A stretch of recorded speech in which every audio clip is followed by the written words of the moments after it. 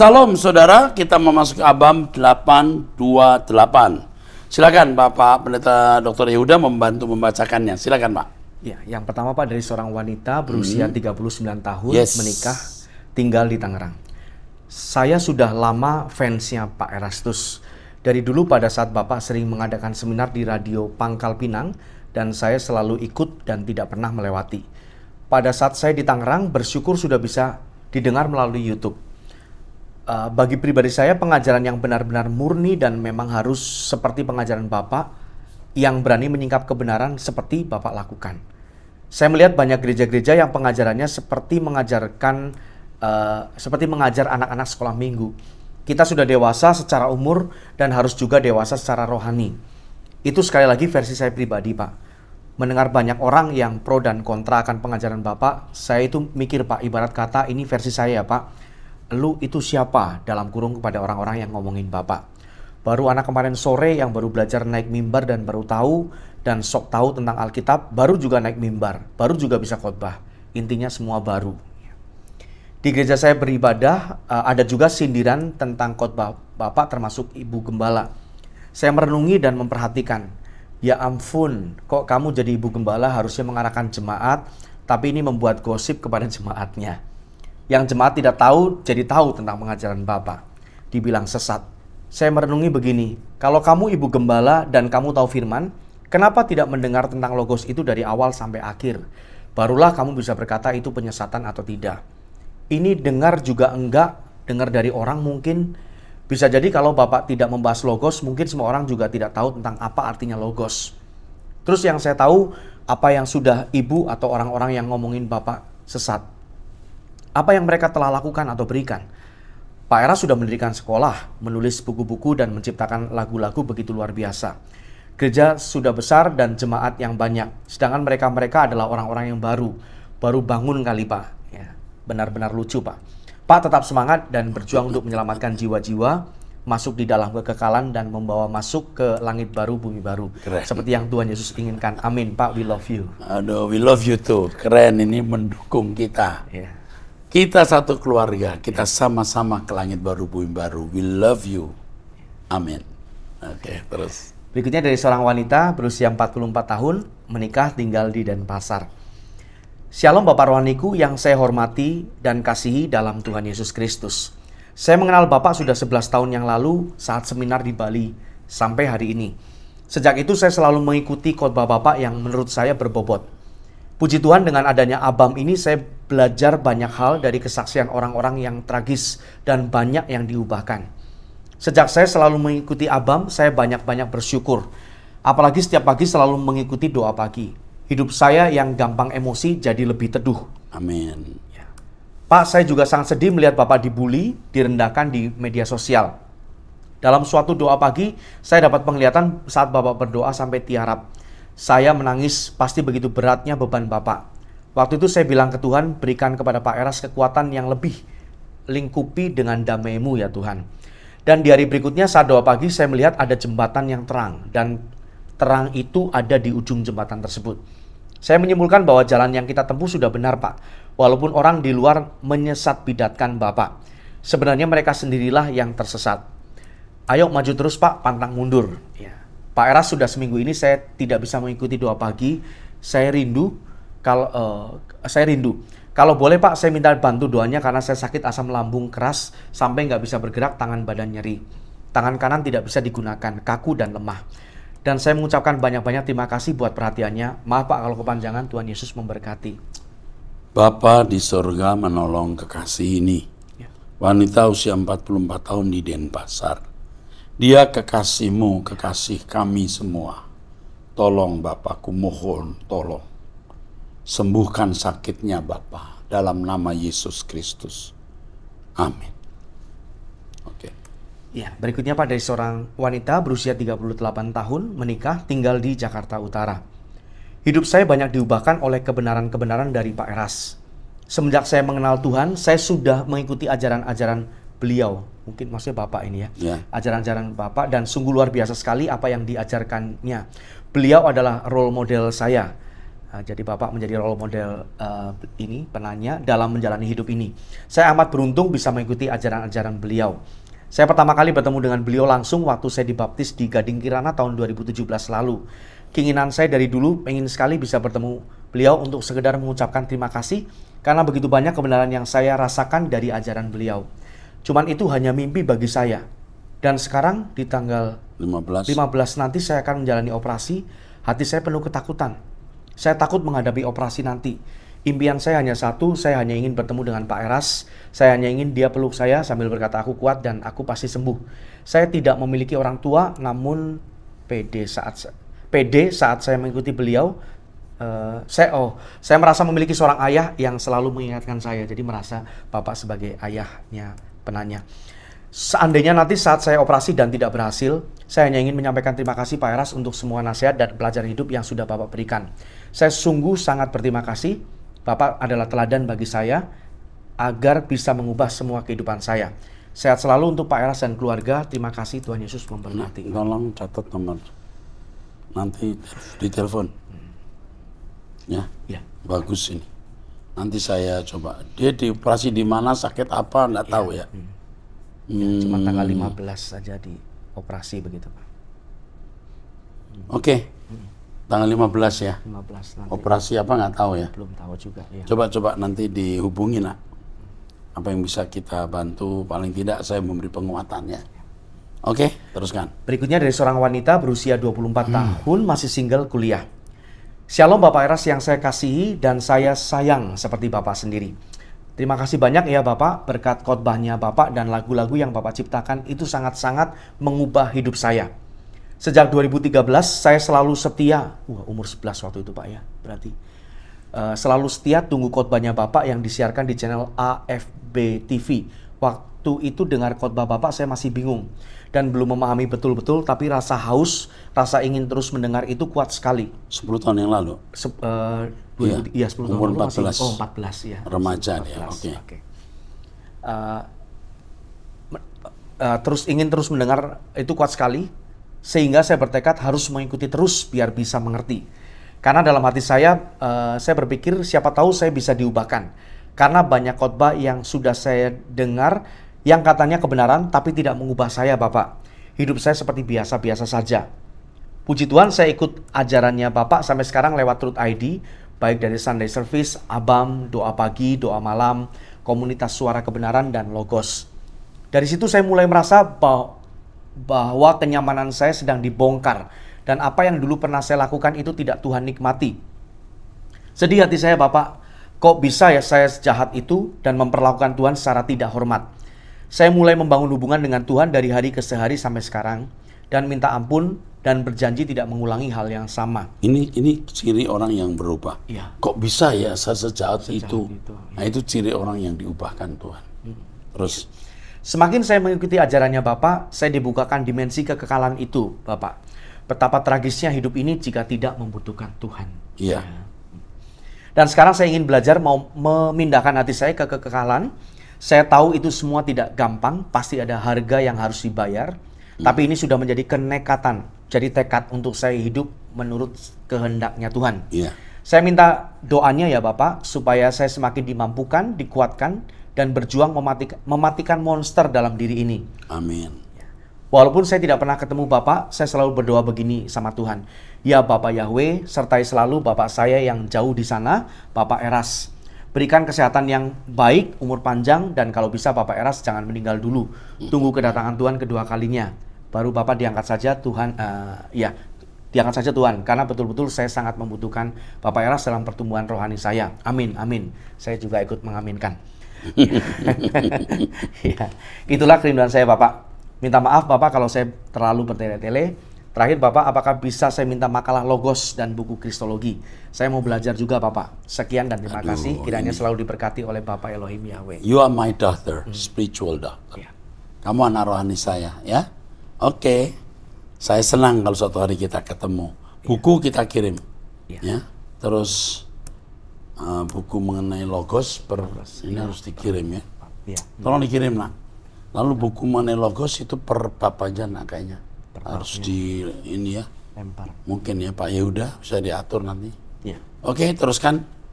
Baik, Pak. Senang ya kita mendengar ini orang diubahkan luar biasa ya. Iya. Oke. Berikutnya dari seorang pria berusia 32 tahun, Ya. menikah, memiliki 1 orang anak. Shalom, Opa Eras, saya mau tanya perihal kekhawatiran yang saya alami yang juga berhubungan dengan penyakit depresi saya. Apakah kekhawatiran ini bisa membuat saya tertolak di pengadilan Tuhan kelak? Saya takut kalau apa yang saya alami mendukakan hati Tuhan. Hal ini saya alami belasan tahun. Apalagi keadaan saya masih sering jatuh bangun dalam hal untuk tidak berbuat dosa. Sering dalam hati saya muncul suara kalau saya dipanggil dalam keadaan jatuh, saya pasti tidak bisa tahan berdiri di pengadilannya. Saya potong. Tidak mungkin Tuhan memanggil kamu dalam keadaan jatuh. Dari bahasa ini, kamu bukan orang jahat. Kamu orang yang bergumul, berjuang untuk benar. Tadi, maksud saya, kamu menunjukkan bahwa kamu itu sungguh-sungguh. Walaupun kamu belum stabil. Tapi tidak mungkin kamu meninggal dalam keadaan yang tidak siap. Tuhan tidak lakukan itu. Oke, teruskan. Itu membuat saya seperti merintih meminta tolong Tuhan untuk dimampukan, tidak mendukakan hatinya. Tapi sampai saat ini seakan-akan Tuhan tidak merespon. Membuat saya bertanya-tanya apa yang salah dari kerinduan saya. Doa pagi, doa puasa hampir tidak pernah saya tidak ikut. Suatu ketika ada perasaan dalam hati saya.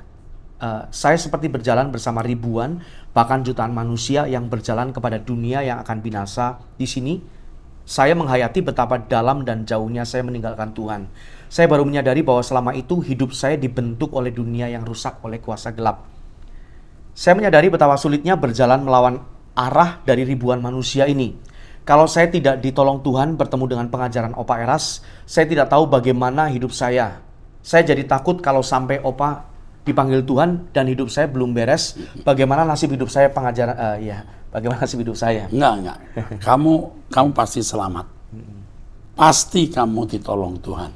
Sedang kamu dalam proses. Kenapa Tuhan seakan-akan tidak tolong? Jadi ketika Tuhan seakan-akan tidak tolong, itu isyarat kita menolong diri kita sendiri. Saya sudah belajar. Tuhan, kenapa aku tidak bisa lepaskan dosa ini? Kenapa engkau tidak tolong aku? Tuhan berkata, kamu tolong dirimu sendiri, itu kamu. Lalu itu kabar baik, aku bisa hidup suci, aku sempurna, bisa sempurna. Karena aku mau dan aku bertindak. Itu saya alami. Jadi kamu harus bertindak. Ketika keadaanmu tidak berubah, kamu yang harus bertindak. Teruskan. Pengajaran Opa Eras lah yang memberi saya bisa berkerinduan untuk berubah. Saya memang belum pernah bertemu Opa secara langsung, tapi dari jauh saya bisa merasakan betapa tulusnya hati Opa mengasihi domba-domba Tuhan. Haleluya. Oke, we love you. Iya. Amin. Luar biasa ya. Iya. Membuat kita kuat ya hati kita, senang mendengar yang begini ini. Masih ada satu kalimat lagi, Pak. Apa itu? Saya sayang Opa Eras, kerinduan saya ingin bisa pulang bersama ke LP3, Amin. bertemu Tuhan dan bertemu Opa. Tapi kau masih muda sayang, mungkin Opa Eras dulu baru kamu nyusul. Oke? Iya. Tapi Opa Eras nggak akan cepat-cepat, mau panjang karena tugas masih banyak. Iya. Terus, Berikutnya dari seorang wanita berusia 22 tahun, belum menikah, tinggal di Bogor. Shalom Pak Eras, saya seorang anak dari keluarga yang biasa saja. Papa saya hanya wirausahawan kecil dan ibu saya seorang ibu rumah tangga. Saya anak pertama dari 4 bersaudara. Saat ini saya sedang bekerja dan jauh dari keluarga. Saya mau sedikit bercerita dulu Pak. Saat ini papa saya sedang sakit. Selama sakit papa saya selalu meminta kesembuhan, minum obat sedikit, harus banget sembuh. Sedangkan papa saya sakit yang cukup serius yaitu stroke ringan. Papa saya dari dulu sering sekali mendengar lagu-lagu rohani atau khotbah-khotbah dari beberapa pendeta, tetapi papaku terkadang menyalahkan Tuhan atas semua masalah hidup yang terjadi padanya. Hingga saat ini sakit fisiknya sudah sembuh dan tergantikan oleh sakit psikis yang tiba-tiba muncul. Papaku selalu ngomongnya ngelantur, ditanya A jawabnya C, selalu berbeda dan berubah-ubah. Aku sedih melihat kejadian yang terjadi pada keluargaku, terutama mamaku yang selalu nangis dan sangat sabar banget temenin papa. Saat ini keluargaku sudah pasrah Pak, kami sudah bingung untuk mencari penghasilan untuk hidup, ditambah dengan kondisi papaku seperti ini. Pak, sebagai anak saya harus bagaimana? Di satu sisi saya marah karena papaku sudah tidak ada kemauan untuk sembuh. Di satu sisi lagi saya juga sedih dengan keluarga saya.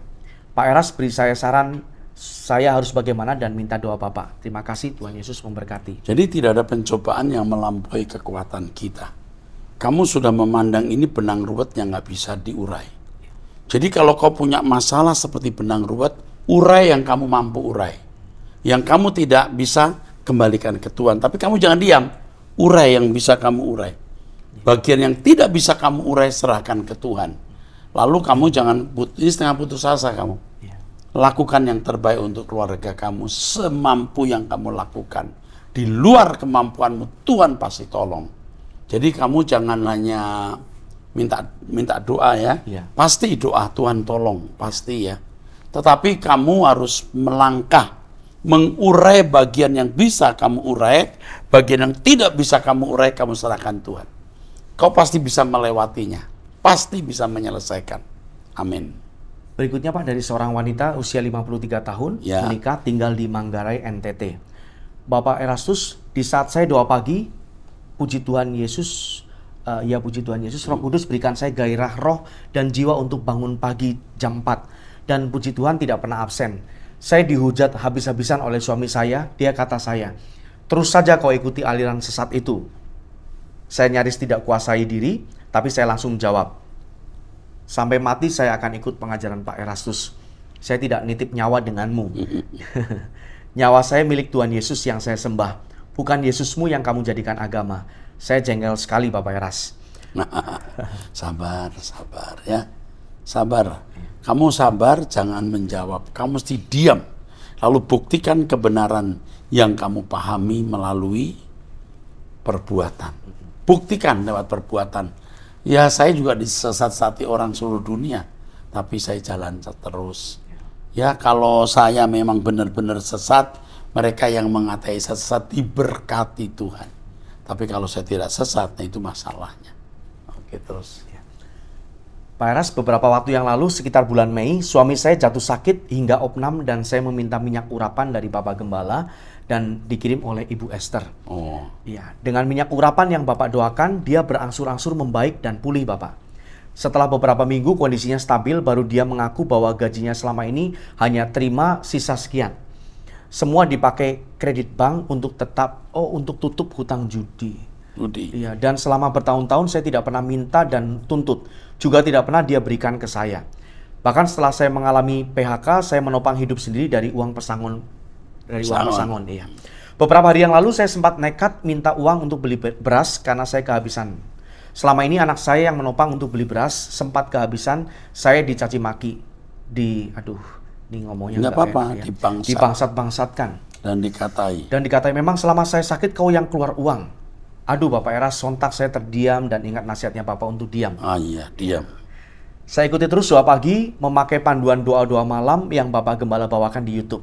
Saya jadinya semakin kuat dan bisa diam di kata-katai bangsat. Dia juga jalani sembahyang cara agama. Ya, cara agamanya. Gitu. Agama Kristen juga, tapi alirannya. Aliran, ya. Tapi gerak pikiran, tutur kata, dan sikap hatinya masih labil.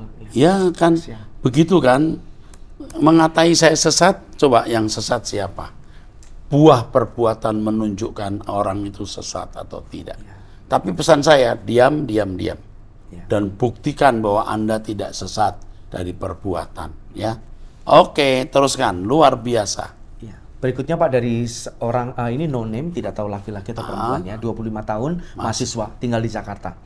Shalom Pak Eras, saya adalah pengikut ajaran Bapak selama 4 tahun. Sebelum ikut Bapak, saya banyak mendengar bahwa Bapak sesat, tapi itu tidak menghentikan langkah saya untuk ikut Bapak. Pak, ada satu hal yang saya tanyakan tentang STT Ekumene terkait dengan aturan dan pelaksanaannya. Bahwa yang kita ketahui, aturan adalah salah satu cara untuk mendisiplinkan dan harus diikuti dan ditaati. Pak, apakah benar orang yang melanggar aturan akan diberi peringatan, bahkan ada yang dikeluarkan? Tapi Pak, kenyataannya tidak semua yang melanggar diberikan peringatan, seolah-olah dibiarkan saja. Yang menjadi pertanyaan saya, apakah ini ada kaitannya dengan orang dalam atau bagaimana Pak? Tapi setahu saya di SCTE tidak diberlakukan seperti itu. Tetapi pada pada kenyataannya ada saja yang ditemui. Inikah yang dinamakan keadilan atau bagaimana? Karena STT dituntut untuk perubahan karakter, tapi kenyataannya para pemimpin dan kepemimpinannya juga tidak mencerminkan. Ya, saya tidak tahu maksudnya apa, lalu kasus yang bagaimana. Karena ada kasus-kasus yang tentu ditangani dengan kebijakan-kebijakan sendiri. Ya, tapi pada dasarnya bahwa kita mau mendidik semua menjadi hamba Tuhan. semua menjadi hamba Tuhan yang baik. Ada orang yang melakukan kesalahan yang harus kita beri peringatan SP1, SP2, ada yang kita beri kesempatan pindah sekolah, kita yang memindahkan. Ada yang kita pindahkan ke yayasan supaya jangan ada seorang pun yang terhilang. Udah salah memang. Kita keluarkan pun juga kita tidak biarkan, kita pindahkan. Ada yang kita pindahkan ke sekolah lain, ada di yayasan, kita titipkan ke seseorang sampai dia berubah. Ya tentu tidak bisa melihat kasus per kasus ya. Tidak bisa melihat umum, harus kasus per kasus. Tapi yang jelas kita tidak ingin seorang pun gagal. Oke, terus.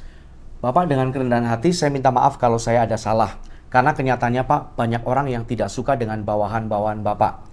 Maaf Pak, bukannya saya merendahkan, tapi itu yang saya temui dan dapatkan di lapangan. Kiranya Tuhan melindungi dan memberkati Bapak serta keluarga. Oh ya, ada hal-hal yang tidak bijak yang dilakukan oleh bawahan saya, yang kemudian tentu saya tegur, saya luruskan ya. Mereka juga pasti ada salahnya. Tapi pada dasarnya bukan karena jahat, dan saya selalu mengingatkan jangan ada yang sampai terhilang ya. Kadang-kadang di luar itu bisa mendengar berita yang salah. Misalnya ada seorang yang kita nggak disiplin, kita pindahkan, tapi orang bilangnya kita usir, padahal kita tidak pernah mengusir. Ya seperti itu. Oke, kita harus lihat kasusnya ya. Oke, terus. Berikutnya dari seorang wanita berusia 45 tahun, menikah, tinggal di Surabaya. Terima kasih untuk Pak Erastus yang telah menjadi gembalaku, mentor, dan suster yang merawat jiwaku. Saya bersyukur telah mengenal Pak Erastus sehingga mengubah karakter dan menuntun saya makin mengenal kebenaran. Terus bekerja di ladang Tuhan Pak Eras. Karena saat ini saya menemukan kasih Bapa Sorgawi di dalam pelayanan dari Pak Eras dan Truth ID. Pengajaran kebenaran Pak Eras banyak kemiripan dengan ini CFC yang dipimpin oleh Mr. Zack Ponen. Ya. Saya juga mengikuti pengajaran Mr. Zack Ponen umur 82 tahun dari Bangalore, India. Terus melayani kami ya Pak Erastus dan tim Truth ID sampai Tuhan Yesus datang kembali. Terima kasih, Tuhan Yesus memberkati. Oke, terima kasih untuk dukungannya. Ya. Tadi untuk STTE tadi saya lupa satu kalimat. Ya. Murid kita itu 1.600, 1.200. Yang di Jakarta saja. Yang di Jakarta 1.200. Ya. Bayangkan betapa banyak kasus yang terjadi. Ya kan? Ya. 1.200. Ya. Tapi tentu penanganan kita usahakan sebaik-baiknya dan tidak ada seorang pun yang terhilang. We love you. Maju terus. Yang tadi CFC tadi apa? Dari perempuan, Pak. Pengajaran dari Bangalore. Mirip ya. Nanti saya cek ya. Aku belum pernah mendengar. Nanti saya cek. Oke. Teruskan. Iya. Berikutnya Pak, dari seorang wanita berusia 39 tahun menikah di Garut. Shalom Pak. Apakah dengan saya masuk Kristen hutang saya bisa lunas? Terima kasih, Tuhan Yesus memberkati. Bisa ya, bisa tidak ya. Tinggal bagaimana Tuhan beracara ya. Tapi kita masuk Kristen jangan karena hutang mau lunas. Kita masuk Kristen karena kita percaya Yesus Kristus satu-satunya juru selamat. Ya. Oke, teruskan. Berikutnya dari seorang pria berusia 29 tahun baru menikah bulan Juni tahun ini. Palembang, tinggalnya di Palembang, Sumatera Selatan. Baru 4 bulan ya? Iya. Oke. Shalom, istri saya tidak mau terbuka dengan gajinya. Padahal saya sudah memberikan detail gaji saya dan dia yang memegang gaji saya. Sifat itu sangat mengganggu pikiran saya. Terkadang saya sudah mengikhlaskan dan mengikuti jalan pikiran dia. Tapi suatu waktu muncul lagi di benak saya akan hal itu. Seperti hati ini menolak dan memaksa dia harus terbuka. Mohon petunjuk bagaimana sebenarnya sikap hati yang harus saya miliki. Sehingga saya bisa berdamai dengan hal ini. Shalom, terima kasih, Tuhan Yesus memberkati. Mau ikuti nasihat saya? Serius? Jangan nanya gaji dia lagi. Gajimu kau berikan, oke.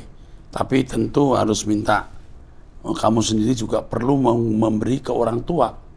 Jangan semua ke istri lalu kamu tidak bisa memberi orang tua. Kamu juga harus membagi ke orang tuamu. Membalas kebaikan orang tuamu. Jangan nanti diserahkan istri, istrimu tidak sayang orang tua kamu. Ini yang menjadi masalah. Tapi jangan tanya gajinya dia lagi. Ya, jangan. Kamu di pihak Tuhan, Tuhan di pihak kamu, oke? Ya. Jangan tanya gaji dia, jalani hidup ini, persiapan dengan saya ke langit baru bumi baru aja, ya. Bumi ini tragis ya, Oke, teruskan. Berikutnya Pak, dari seorang wanita berusia 23 tahun, seorang mahasiswi tinggal di Sumba, Nusa Tenggara Timur. Ya. Shalom Pak Eras, sebelum saya bertanya saya ingin menceritakan sedikit kisah hidup saya. Ibu saya meninggal sejak saya masih bayi, saya anak ketiga dari 3 bersaudara. Sejak mama saya meninggal, mama saya meninggal, kakak-kakak, bapak dan saya hidup berpisah. Setelah lulus SMA saya baru mengenal bapak kandung. Dari kecil saya hidup dengan oma dan om. Hidup saya setiap hari dipenuhi dengan kebahagiaan dan selalu dimanja. Setelah om menikah, disitulah saya merasa hidup saya cuma menjadi beban bagi mereka. Setiap apa yang saya lakukan semua serba salah di mata tante. Saya tidak tahu sampai kapan ini berakhir. Setiap apa yang keluar dari mulut tante terasa sangat menyakitkan bagi saya. Saya sudah berusaha untuk menyenangkan hatinya, tetapi semua tetap salah di mata tante. Bahkan hanya sekedar mendengar nama saya saja tante sudah menunjukkan sikap kalau dia sangat membenci saya. Setiap kali saya melihat tante, ada ketakutan tersendiri yang muncul dari pikiran saya. Setiap malam sebelum tidur saya cuma bisa menangis. Saya tidak ada tempat untuk menceritakan isi hati saya selain bercerita kepada Tuhan. Ini ada beberapa pertanyaan. 23 ya umurnya ya? Usianya masih 23 Pak, betul. Tapi lulus SMA ya? Masih mahasiswa Pak. Mahasiswa apa? Masih, Nggak tahu ya? Nggak tahu, nggak di. Oke. Ya. Yang pertama Pak, apakah saya berdosa jika terkadang saya menyalahkan Tuhan dan ingin mati saja di saat pikiran saya terasa mungkin buntu ya? Buntu. Begini, Tuhan tidak salah. Keadaan ini kalau kamu responi dengan sikap positif, ini mendewasakan kamu dan menjadikan kamu, menjadikan keadaan ini berkat abadi. Betul nggak? Iya. Kamu didewasakan. Kamu sakit, ini tolong dilayani nak. Mesti didampingi. Yeah. Nggak cukup saya ngomong 1-2 kalimat. Keadaannya sudah lumayan akut. Ya. Oke, terus? Ya, yang berikutnya, apakah saya juga berdosa jika saya membalas dengan kebencian? Salah, karena kita harus mengasihi musuh. Yeah. Orang yang berbuat jahat pun kita harus baikin. Apalagi itu tante. Dan ingat, kamu jangan ribut sama tante karena kebaikan kamu. Lebih baik kamu ngalah, suatu hari kamu pindah kota atau pindah rumah, kamu kerja. Kamu jangan tinggal dengan lagi, ya. Tantemu kenapa saya tidak tahu, apakah cemburu, apakah memang kamu juga punya salah, tapi kondisi ini bisa mengganggu rumah tangga kamu. Lebih baik kamu pindah kalau nanti sudah bisa pindah, ya. Oke, teruskan. Apa yang harus saya perbuat agar saya tetap tenang dalam menghadapi situasi seperti ini? Terima kasih Bapak, Tuhan Yesus memberkati. Harus dibimbing lah. Nggak cukup kalau hanya diomongin, itu nggak cukup ya. Ini dari ini wanita usia 18 tahun. Ya. Yang pertanyaan selanjutnya Pak, dari seorang wanita berusia 18 tahun, seorang pelajar tinggal di Kalimantan Barat. Shalom Pak, kenapa kita harus hidup bersabar dalam kesesakan? Ya, karena kita tidak akan pernah tidak mengalami kesesakan. Selalu saja ada kesesakan, dan kesesakan itu menurut firman Tuhan ya membuat kita dewasa. Asal kita sabar. Sabar menghadapi kesesakan. Oke? Cukup. Sampai di sini episode ini 828 sampai bertemu di 829. Tuhan memberkati.